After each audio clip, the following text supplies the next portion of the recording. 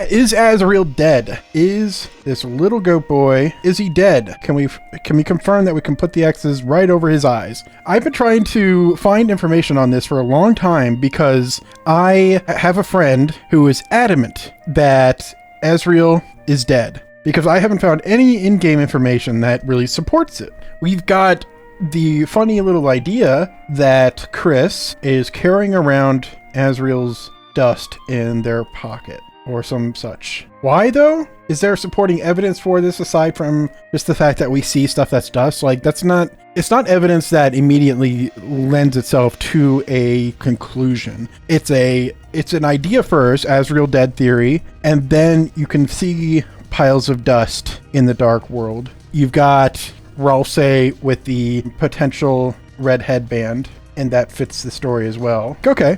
If you start from Azrael's dead, there's some ideas there. I've tried, and there's a text dump of Deltarune that I actually combed through for any mention of Azrael. And I tried to find any detail that specifically says anything that alludes to the idea that Azrael is dead. And the only information that points to Azrael directly is Ralsei. And it doesn't necessarily mean that Ralsei is a dead Azrael. There is no definitive evidence that says this implies that Azrael is dead. It's all just like a starting point, Azrael is dead, and therefore he could be Ralsei. But I'm just looking for Ralsei is acting like he's a dead person that exists in the light world. I'm not seeing that part yet, and so I want to be able to draw the conclusion in reverse. Something that Ralsei says that implies he is a dead Azrael. Because so far, I can't seem to find too much. For a second there, I thought I was really onto something, because Chris prays at a bunch of candles, and the player chooses on whom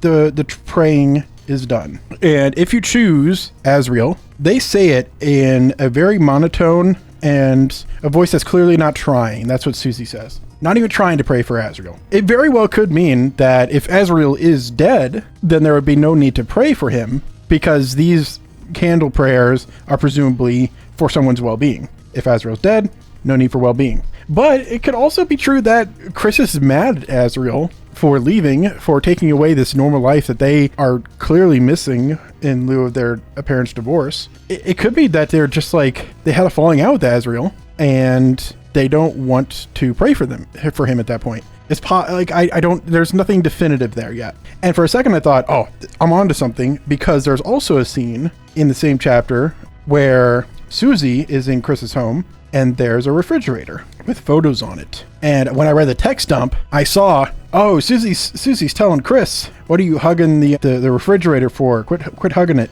for refrigerator freak. And I thought that meant Chris is hugging that photo of Azrael. That's not what's actually happening though. That's only if you're saying, don't show Susie any of these photos, that Chris is trying to cover up the photos and that looks like they're hugging it. Because I thought, oh, if they love Azrael, if they're so invested in Azrael that they're hugging a fridge containing his picture, man, they must really care.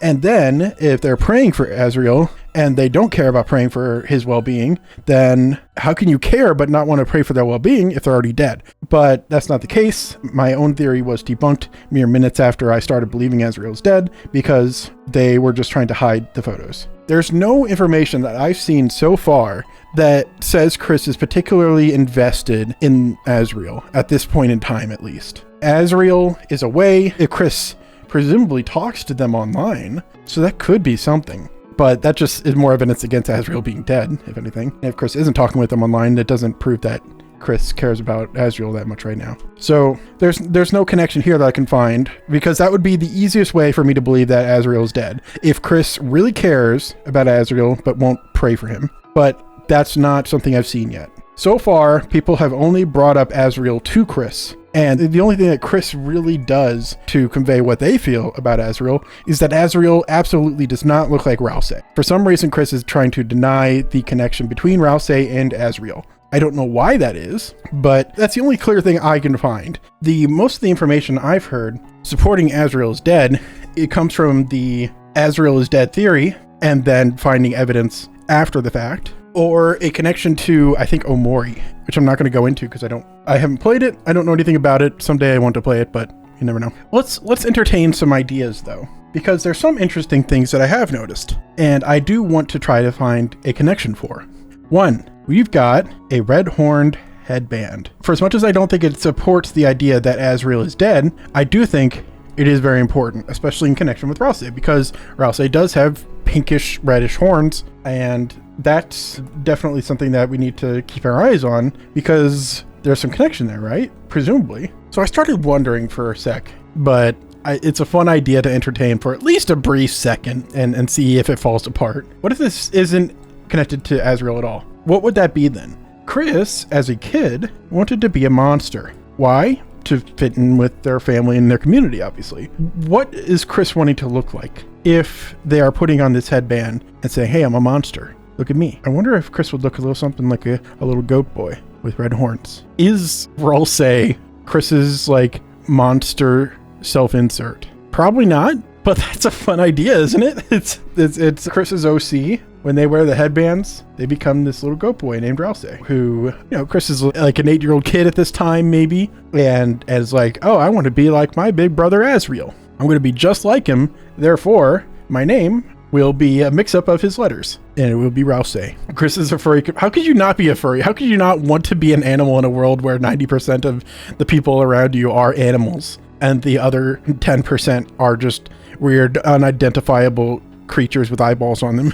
But it's an interesting thought, because Chris definitely wanted to be a monster. Chris came from a family of goat people and therefore would want to be a goat person. In the dark world, this is where your imagination can come to life and you can become a character that is an adventuring hero. And Chris with the red headbands could be a little goat boy. Because I also started thinking, do you remember in chapter 1, under Asriel's bed? This is a bed. Under Asriel's bed, you'll see 2 game controllers, one brand and one knockoff. So obviously, Ralsei being the big brother would get the brand name controller and Chris would get the Mad Catz controller. But then we realize, I can look up the text dump again. Apparently, the one to use the Mad Catz controller, the knockoff controller, was Asriel, which I think is very sweet. It kind of paints more of a picture of Asriel being this kind of like, just not a pushy big brother figure. The computer wallpaper is updating. It's a picture of your brother and you playing video games.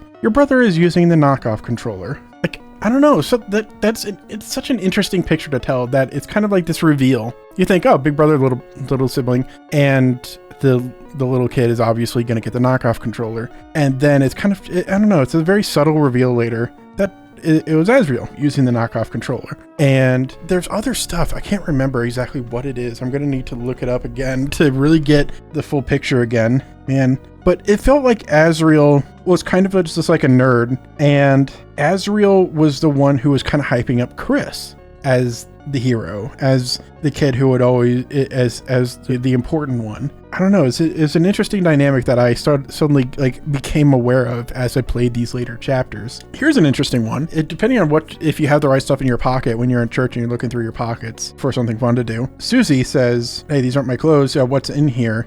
Finds a note and says, "Dear Caddy, thank you for the honor of this junior dance. Your eyes are like whirlpools of molten cat food, the expensive kind that you have to buy at a pet store."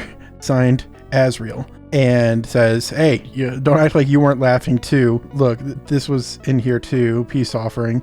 So Chris is clearly uncomfortable. It's just like making fun of Asriel for being a huge Dorcas. Ancient chocolate. Must have always been hard being the cooler one. You nodded. Like, that's so... I don't know how to even get this, but it's in there. Just the idea that Chris was kind of the cruel one, is the one who was kind of the hero in this dynamic. Maybe that's a stretch to just assume that, but I imagine if they went to the dark world, would Chris be considered the hero then? I guess so, right? So maybe Asriel would be Ralsei, this support character. It just paints an interesting dynamic of their relationship.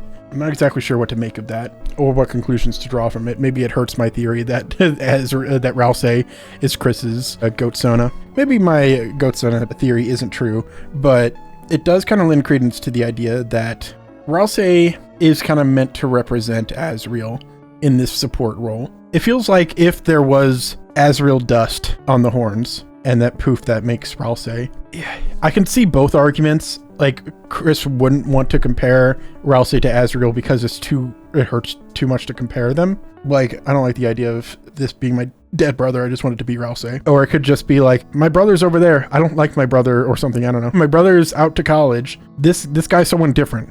I don't want to think about how they're similar. This is just Ralsei, this guy that's fighting beside me, my support. It could be an argument for that Asriel is away at college and is on the outs with Chris for whatever reason. So it always comes down to those two possibilities. And I'm just saying there's more evidence for this because everyone's saying Asriel's in college. Toriel's saying that. Asgore's saying that. Everyone around town is saying that. Like, maybe it's some big conspiracy secret, but why are Asgore and Toriel still saying, oh, he's coming home soon? Wouldn't they know? It's so weird to me. Like, I'd need evidence to show why they wouldn't know. Maybe Chris is the only one in contact because Chris is the only one who's talking to Asriel over the internet. And so Chris is the only point of authority on whether or not Asriel is currently living in doing college. Like, I don't know, that all the evidence either supports one or the other, or rather all the evidence supports one and there's no evidence contradicting either of these. That seems to be my main point of contention, is that there's not a single piece of evidence that itself describes Asriel having the potential of being dead. That's kind of what my issue is. Another thought, though, on a similar line then, is the piles of dust at the very beginning of chapter 1. Now, these are interesting, especially because they made a comeback. It's not just some visual flair that was in chapter 1. These are still somehow in some way relevant in chapter 1, chapter 3. So why are these showing back up again? My main theory right now is that each lightener that creates a fountain, whether that be Chris or the Knight or Susie, we've kind of gotten confirmation that all three of these have created fountains. Like, Knight is least confirmed because it's just like, yeah, they probably made the 1 and 2. They probably made the first one, the card castle one, but we don't know that for sure because we didn't see them make it, and there's not in-game text that supports it, that explicitly confirms it. But Chris made chapter 3s, Knight presumably made chapter 2s, Knight made chapter 4, and we'll say Susie made chapter 4.5. So Chris made chapter 1, which is Castletown, has dust piles in it. Knight made chapter 1.5, which is the card castle. Those are distinct because we go through a big grand door into the next room over, and there are 2 dark fountains, one for Castletown and one for Card Castle. And this one definitely seems to imply to be made by Chris and Asriel. That's the prevailing theory, at least. And that has dust piles in it. And then we don't know for sure, but it seems like the Knight, Ralsei's talking in the legend like, oh, a second dark fountain's appeared and that's what's causing problems. So it seems like this one just being there doesn't seem to cause a problem in and of itself. But the Knight presumably created the second one in chapter 1, and that's causing the problems. And that's why I think it's the Knight, is because it's causing problems. And that seems to be normal. And then we have chapter 3 explicitly visually created by Chris. And it again has dust piles. Chapter 4, the normal one, is created by the Knight. And chapter 4 later on, Susie creates one, but it's weird. It is inverted. It has odd colors to it. Might be some artistic flair because the fact that it's weird on its own just because it's creating a second dark fountain in the same place that hasn't been done yet. But when you look at it this way, it's interesting that each one of them has their own kind of distinctiveness to it. The Knight's just being distinct in the fact that this is kind of what we're used to. This is our baseline. But Chris's always seems to have dust piles to it. And Susie's the only one we have, so granted it's not a great sample size, it seems to be a weird color. If that is a pattern that we are meant to deduce there, then that seems like every fountain that Chris would create would be kind of like this desolate wasteland with a bunch of dust in it, which could be very telling of Chris's personality. It's a bit of a stretch, and I don't like going too much into this, but it's on my mind, so I want to entertain the idea at least a little bit so I can figure out if I want to fully shoot it down or not. Chris could be haunted by something that has to do with dust. I mean, if everything they create has piles and piles of dust and desolate wasteland around it, then it's very possible that Chris is dealing with something that's related explicitly to dust. And there's always this kind of like background thought of, what if something terrible happened here? Des has disappeared. Asriel is not showing up for whatever reason. Either Asriel's dead, Asriel's off to college and is not coming back for whatever reason. I don't know. I kind of think Asriel's not coming back because Asriel's responsible for something he's running away from and something. Also a possible idea. But it always feels like there's something that bad that happened. And if something bad happened, it could be someone's death. If Chris is going through something, they go through like a therapy session in the egg room of chapter 4. Is this something that they've been traumatized by? Is this, have they been traumatized by something involving monster dust, meaning someone died? And it feels so flimsy, and yet it feels like exactly the type of thing that this story could be. And then of course Susie is kind of just like an outsider to this. Chris is clearly working with the knight in some sort of fashion. Maybe Susie, because Susie's not made a fountain before, maybe because Susie's not creative in that way, or maybe this is like Susie's colorblind. That's been a theory. It made the weird fountain. It makes me think like maybe these fountains are definitely very colored by the person who created them. Colored figuratively, not literally, except for Susie's case. That could support the idea that Chris has survived some sort of trauma that has to do with death. And maybe that means Asriel's death. I haven't seen any proof for that. It could very well mean Des's death, because Des seems to be the knight, but the knight also seems to have very death-like imagery. Like the knight is like amorphous amalgam, like the amalgamates from Undertale, and they're kind of like just these half-dead creatures. And the knight seems to be making similar sounds, seems to be dripping and oozing, or that might be crying, I don't know. But their face mask changes form a lot. And most concerningly, they've got kind of just like an exposed rib cage. That's not something a typical standard living creature would have. I'm just gonna say it. It might be a bit controversial. I don't know, this feels very pointed to me. Like it could be just cool design flair, but it feels like design, generally you want to have a purpose with it. And it definitely feels like with this exposed rib cage, this link in it, like their waist is literally like this thick. It feels like wasted away. There's a lot of death imagery, at the very least, associated with the knight. So my thought is, if knight is Des is dead, or some sort of like, you know, amalgam, you know how the amalgams weren't exactly dead, but they're messed up and might as well be kind of thing. It's kind of like that situation at the very least for Des. That's my thoughts. I think if anyone's dead, it's Des. If anyone's traumatized by someone's dust, or if Chris is traumatized by someone's dust, it's Des. If Asriel is running away to college, it's because of Des's death. That's my thought. So I don't know if Asriel's dead. I just know that Asriel is deeply involved in this, and that it definitely seems like there's something that very bad that happened. I wouldn't necessarily be surprised if Asriel's dead. Like I said, there's only two like possibilities I can draw from the information given to us. It's that Asriel is dead, or Asriel is away at college. Like those seem to be the only two possibilities. Like, so my thought is like, maybe the knight is kind of like what Garrison is, except like a dead person that's kind of being reanimated through dark fountains. It doesn't seem to be the exact same one-to-one, like unless you talk about the Garrison skeleton moment. That seems kind of close. Just like this failed resurrection of someone dead through a dark fountain. I don't know. That's why I think Garrison's such a big point in this, and Garrison being dead is such a big point in it, is because it's like being used as, hey, this is a possibility. This is something that's scary, and this is something that a bad guy would do deliberately, obviously, and this is something that people would absolutely inherently want and would do anything to get under some circumstances. It feels like it's kind of setting up the idea that the bad guys, the antagonists, I'll say, want to do this, want to bring people back from the dead with dark fountains. And hey, for anyone who watched this, thank you. I really appreciate it. I am going to be streaming more, talking more about things I like Deltarune. If you want to be on the ground floor, be one of my first viewers, I'm going to be taking doodle requests, and so that would be fun to just get those for free if you feel like watching. I'm going to try for Tuesdays. We'll see how that goes. So you can follow me on Twitch at 1000 Stupid Words, or here on YouTube, 1000 Stupid Words. And thanks again for watching.